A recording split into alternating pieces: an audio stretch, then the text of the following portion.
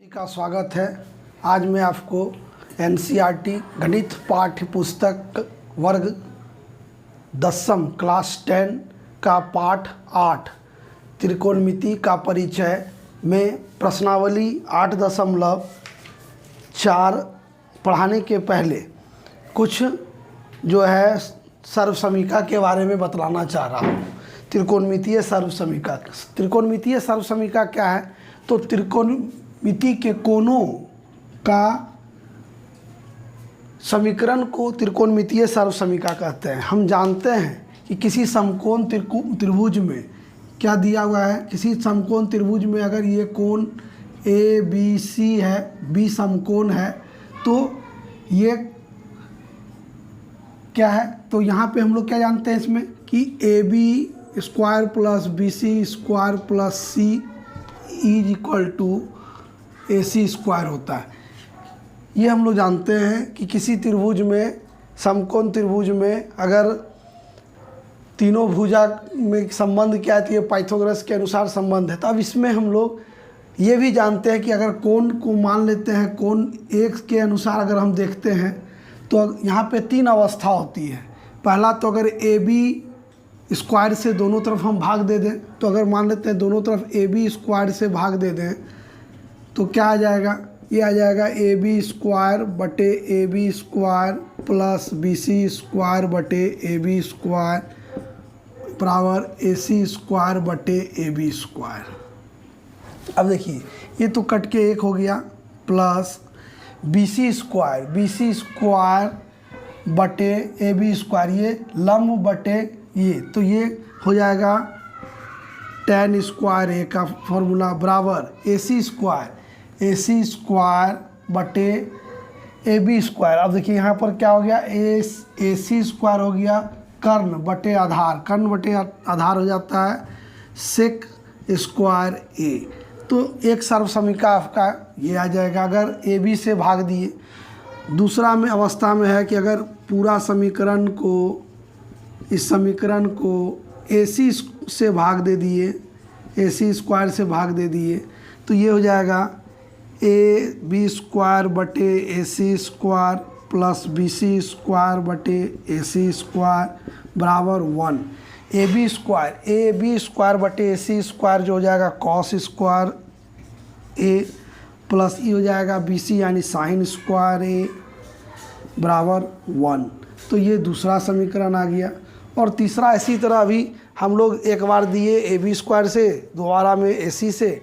अब जो है तीसरा में हम लोग क्या करेंगे कि इस समीकरण को, मूल समीकरण को A B square plus B C square बराबर ए सी स्क्वायर को अब हम बी सी स्क्वायर से भाग दे दिए, बी सी स्क्वायर, तो ये आ जाएगा ए बी स्क्वायर बटे B C square plus B C square cut के एक हो जाएगा बराबर ए सी स्क्वायर बटे बी सी स्क्वायर। अब ए बी स्क्वायर बटे बी सी स्क्वायर, ये आधार बटे, तो ये हो जाएगा कॉट स्क्वायर ए प्लस 1 बराबर ए सी स्क्वायर बटे बी सी स्क्वायर, यानी आधार बटे कर्ण, कर्ण लंब बटे कर्ण तो हम लोग जानते हैं होता है साइन, तो साइन यहाँ कर आधार कर्ण बटे लंब है, तो ये हो जाएगा कॉसेक स्क्वायर ए। तो ये तीन सर्वसमीका, मुख्य सर्वसमीका यही तीन ठो है। अब इससे कितना सारा सूत्र हम ज्ञात कर सकते हैं ये हम दिखाते हैं, कहाँ किस तरह से प्रयोग करेंगे। ठीक है, तो आप पहले इस तीनों को नोट कर लीजिए, फिर हम आगे बता रहे हैं कि कैसे हम निकालते हैं और इससे छोटा छोटा सूत्र। तो पहला हम लोग सर्वसमीका देखे थे sign square A plus cos square A बराबर 1, तो इससे हम लोग निकाल सकते हैं साइन स्क्वायर ए बराबर 1 माइनस कॉस स्क्वायर ए, यानी कहीं साइन स्क्वायर ए का मान हम लोग 1 माइनस कॉस स्क्वायर ए भी रख सकते हैं, कहीं पर कॉस स्क्वायर ए बराबर 1 माइनस साइन स्क्वायर ए, या साइन ए बराबर हम लोग लिख सकते हैं root under 1 minus cos square A, या कॉस ए बराबर भी लिख सकते हैं root under 1 minus sine square A. ये 5 इससे प्राप्त किए। ठीक है, ये 1 से हम लोग 4 प्राप्त किए। इसी तरह दूसरा सर्वसमीका है हमारा 1 प्लस tan स्क्वायर ए बराबर सेक स्क्वायर ए। ठीक है। 1 + tan स्क्वायर ए बराबर सेक स्क्वायर ए। तो अब इससे हम लोग क्या करेंगे, तो हम लोग इससे निकल सकता है सेक square A minus tan square A बराबर 1।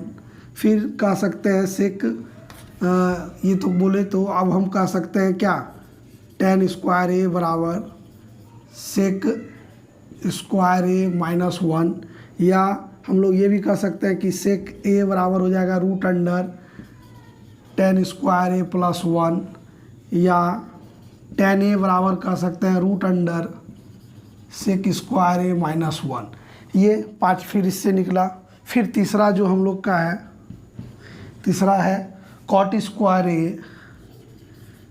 स्क्वायर ए माइनस प्लस 1 बराबर कॉसेक स्क्वायर ए। इससे हम लोग क्या निकाल सकते हैं, तो एक निकलेगा कॉट स्क्वायर ए बराबर कॉसेक स्क्वायर ए माइनस 1। उसके बाद आएगा कि cosec square A minus cot square A बराबर 1, या कॉट ए बराबर रूट अंडर कॉसेक स्क्वायर ए माइनस 1, या एक बार आएगा कॉसिक ए बराबर root under cot square A plus 1। इसका ये सब एक जो मुख्य सूत्र है उसी से हम निकाले हैं, ताकि प्रश्नावली 8.4 बनाने के क्रम में आपको सहयोग मिले कि किस मान के लिए हम लोग क्या रखेंगे और कैसे हल करेंगे। तो ये अभी नोट कर लीजिए। इसके बाद हम चलते हैं प्रश्नावली 8.4 में।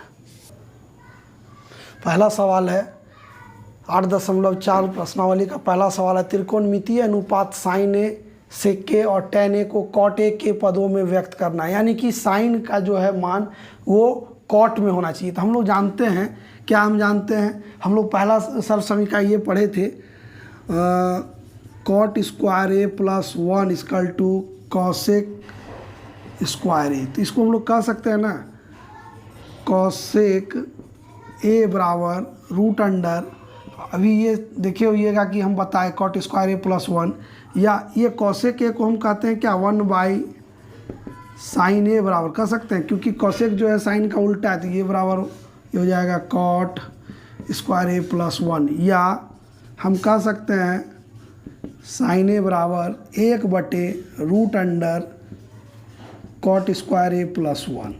तो देखिए ये साइन का मान जो है किस में आ गया, कॉट में आ गया। दूसरा है सेक को, इसको सेक ए को हमको लिखना है कॉट के रूप में। तो हम क्या जानते हैं, हम लोग अगर यहाँ से लेते हैं तो सेक नहीं आएगा, तो हम लोग यहाँ से लेंगे, ये सॉल्यूशन का पढ़ेंगे 1 + tan स्क्वायर ए बराबर सेक स्क्वायर ए, ये हम लोग पढ़े हैं। तो ये सर्व समीकरण में क्या करेंगे, इसको हम लोग लिख सकते हैं 1 + 1 बाई कॉट स्क्वायर ए बराबर सेक स्क्वायर ए, या cot square A plus 1 by cot square A बराबर सेक स्क्वायर ए, या कह सकते हैं सेक ए बराबर root under cot square A plus 1 by cot square A. देखिए कॉट के पदों में आ गया ना। तो ये दूसरा आप इस तरह से बनाइएगा। तीसरा लिखना है कॉट ए tan ए को के कॉट के रूप में। तो बहुत आसान है, tan ए को कॉट के रूप में लिखना। हम लोग जानते हैं tan ए बराबर होगा 1/कॉट ए। तो ये रहा आपका तीनों, पहला सवाल का तीनों जो अनुपात है साइन सेक और tan को, उसको हम कॉट के रूप में प्रयुक्त किए। दूसरा सवाल हम दूसरे वीडियो में बताते हैं, क्योंकि ये वीडियो थोड़ा लंबी हो गई आपको इंट्रोडक्शन देते हुए, परिचय कराते हुए प्रश्नावली का। तो दूसरा प्रश्न के लिए नेक्स्ट वीडियो देखिए। धन्यवाद।